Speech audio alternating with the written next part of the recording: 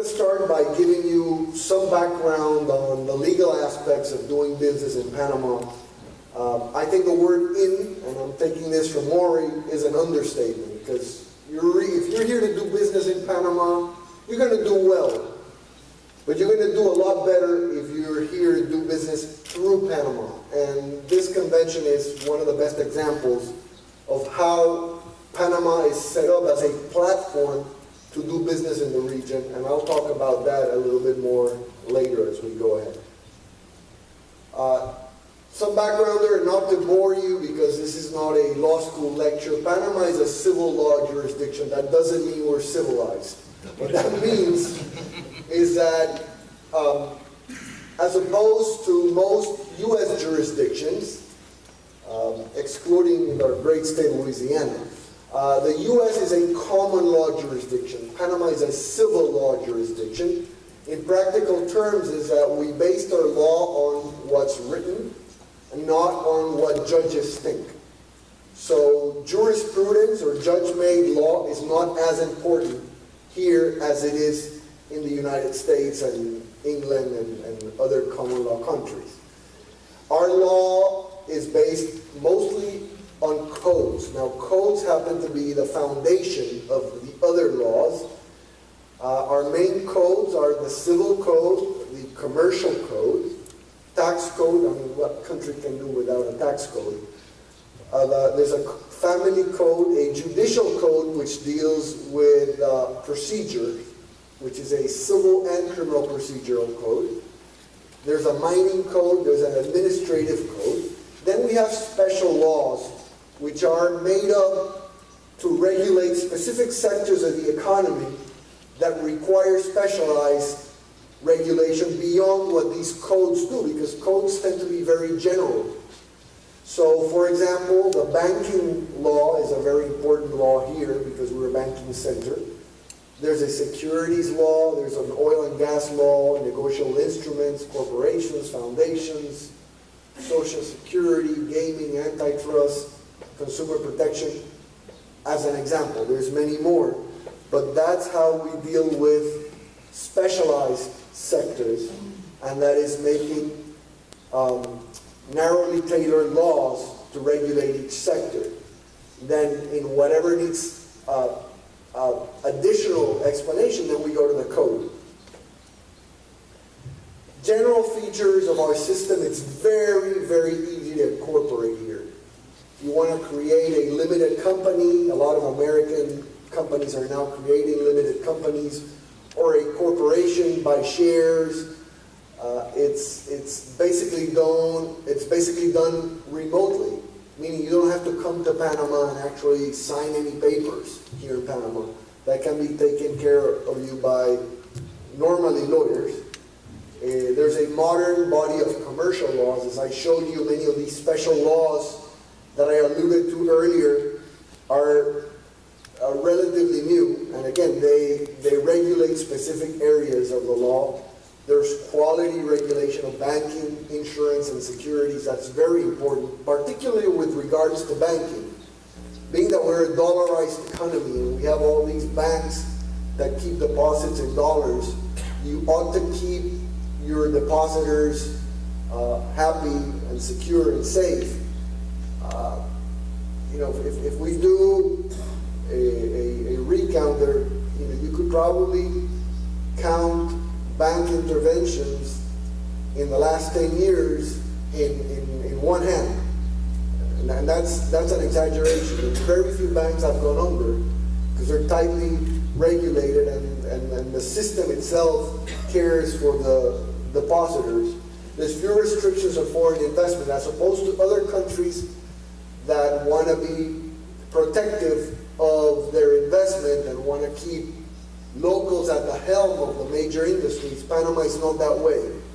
We take pride in being an open economy and taking in investment from all over the world. As you can see, when you just walk around and you see all the signs that you're used to in the States, you can see them here because we're a very open economy. Very few restrictions on property ownership, on foreigners. There's minimal government interference in unregulated industries, and this goes hand in hand with the freedom to contract. Our system is really based on putting things in writing and agreeing to do something and exchanging promises in the very sense that you can do that for almost everything. Any legal activity could be the subject of a contract. We cherish our individual freedoms, particularly in the last 25 years or so, where we've been very fortunate to have them. We also have commercial arbitration law, which is a value added, which allows people to stay away from the court system, which is not as reliable as the court system in the States for many reasons. Now, as it regards to your specific activities, agencies and distribution, again, we go by the freedom to contract. So it's whatever you can bargain with your local counterpart or your regional counterpart based in Panama. There's no special protections for local parties, as opposed to some other countries in the region where the local gets a windfall when you terminate it, regardless of whether it's for cause or without cause. Here in Panama, damages have to be proven. So not necessarily because your local distributor is Panamanian, he's going to get compensation. He's going to have to prove that you breached the contract and that it costed damages. And on the flip side, you can do the same. If you want to go after your distributor for breaching the contract and causing you damages, you can do it. And that's part of the beauty of our system. Another important issue with proprietary products, with trademarks, with commercial secrets and intellectual property, there are several layers of protection which Panamanian law gives you, which makes it a lot safer to invest here than in other countries in the region. There's also special commercial courts which deal with these issues, with agencies and distribution, with intellectual property, etc., that are set up specifically to deal with that. And they are a separate branch of the judiciary. So they don't see family matters, for example, or they don't see criminal matters. They only see business matters. Setting up shop. Now, there's an issue here. Our Constitution restricts what it calls retail activities. And that's, on the good side, is that it's very narrowly tailored. Meaning, if you have a shop and you sell to the public who walks in and they buy one item, that's considered retail. Anything else is not considered retail. And then I have good news for you Americans.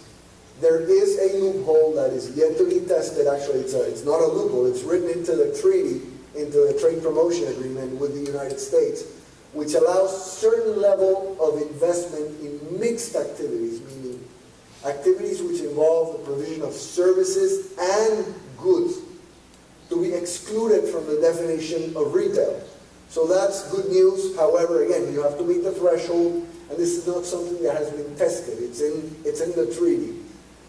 You have to consider whether you're going to open a branch, which is basically having your home-based company set up a branch here or set up shop here, or you're going to set up a Panamanian entity which is going to belong to your home office, or it's going to be affiliated to it to operate. There's a Type A license which covers any activity that's not considered retail and not considered industrial, and that's open for anyone, regardless of the nationality, as are the industrial licenses. So if you're bringing in parts and finishing the products here, you're actually doing assembly, that may fall within a definition of non-retail activities, even if you sell to the public, because you're undertaking industrial operations in Panama.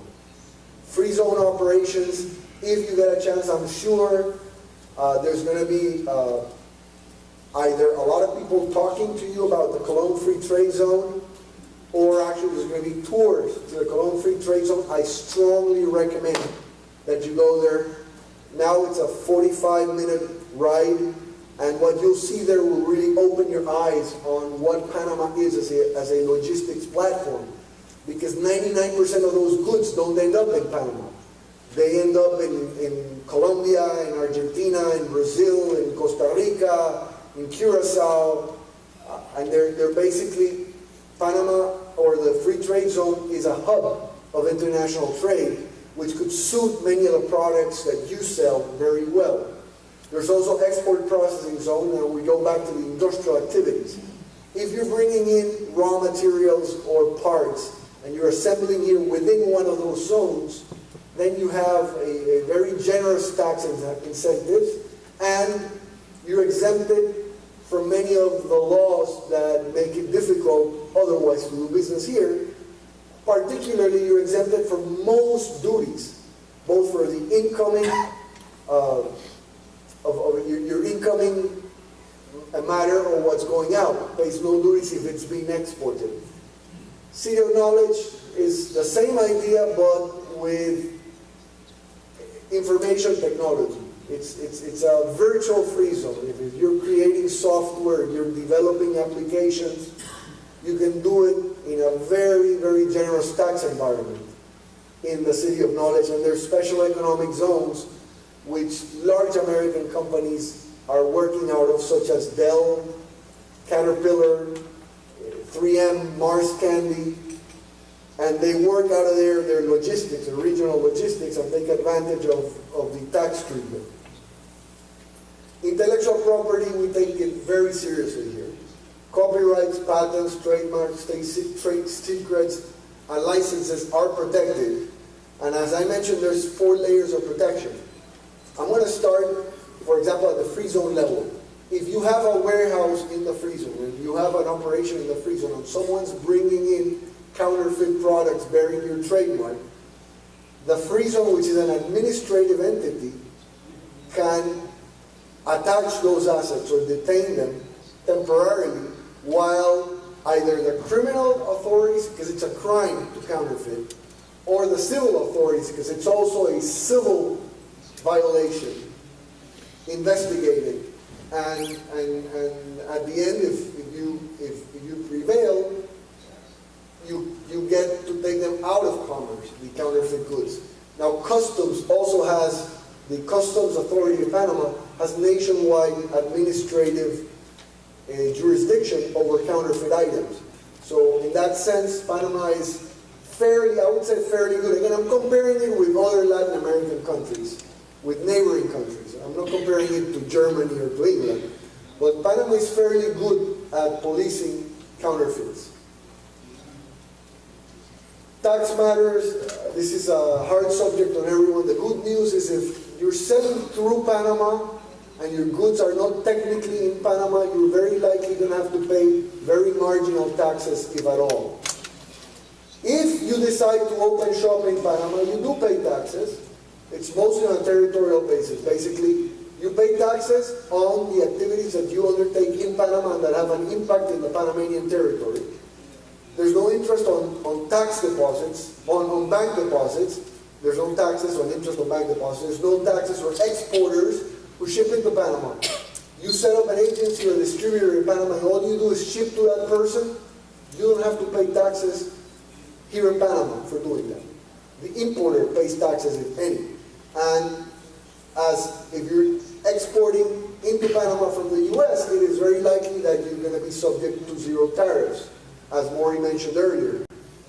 No taxes on offshore type entities. We have a trade promotion agreement with the United States.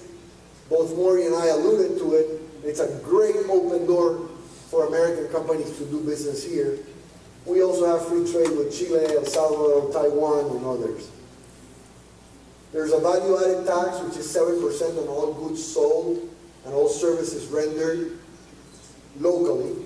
There's capital gains on land. There's a 10% on the capital gain, which is subject to a 3% withholding plus 2% transfer tax. So you prepay 5% and you're off the hook. That's it on the transfer of land. Same happens on the transfer of securities. You pay 5% and you can elect for that to be your definitive tax. There's excise taxes, of course, Social Security. A basic income tax rate is approximately 25% of net income, depending on the net taxable income that you have. Social Security, there's custom and import duties, and then if you're rendering a service into Panama and you're going to receive money for having rendered that service, even if it's rendered abroad, that is subject to a 12.5 withholding tax at the source here in Panama. Multinational licenses, they are a device which allows companies that set up regional headquarters in Panama to have tax incentives, labor incentives, social security incentives. For example, Procter & Gamble has taken advantage of the multinational license law, which basically allows them to use Panama as a springboard to coordinate and to supervise activities in the region. Some sectors with special legal incentives, I've already mentioned most of them. The Panama Canal expansion, of course, special economic zones, free trade zone, the city of knowledge, telecoms, infrastructure, tourism. There's a lot going on. The picture on the top is a partial picture 4 years ago of some of the warehouses in the Colón Free Trade Zone at the Atlantic entrance to the canal. So it gives you an idea of what we're talking about. Dispute resolution, stay away from the courts.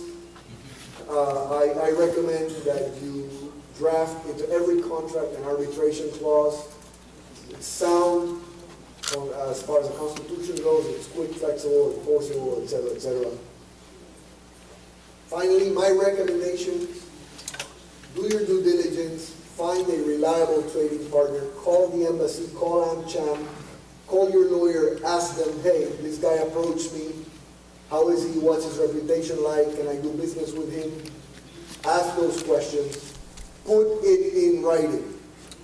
Make sure it's in writing, research the market. Again, are you using Panama for sales in Colombia? Colombia is a huge market. Panama is just big, that's great. You're doing the same, you're trying to sell in the Caribbean region. The Caribbean as a whole is big. Trying to sell into Panama, do we have a critical mass for your product? So research the market, include arbitration, request guarantees as you start. Don't go by, I'll pay you, give me 60 days, because that 60 days becomes 60 months, and then you have to go to court and you can't collect. Think region. Look at Panama in relation to the U.S. Gulf Coast and northern Brazil. Look at our reach. That's all within a 1,500-mile radius of Panama. Panama is sitting stuck in the middle of hundreds of millions of consumers. We're talking a 3-hour flight from Panama, a 5-day vessel trip from Panama. Look at what you can reach within that radius, and think about Panama, again, as your springboard to the region. Once again, thank you so much, and I'll be happy to stay around at the end. If you have any questions, just feel free to approach me, and I'll try to answer it. Thank you so much.